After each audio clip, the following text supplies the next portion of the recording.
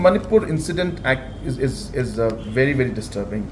Number one, it is really something that just shouldn't have happened, and the government must take action against all these people who have done this.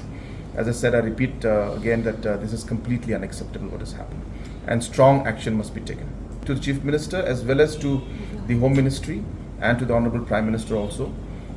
You must be aware that even before this, about a month back, I have already written to the Honorable Prime Minister and the Home Minister regarding certain measures and actions to be taken in Manipur, not as Chief Minister of Meghalaya, but as a political party.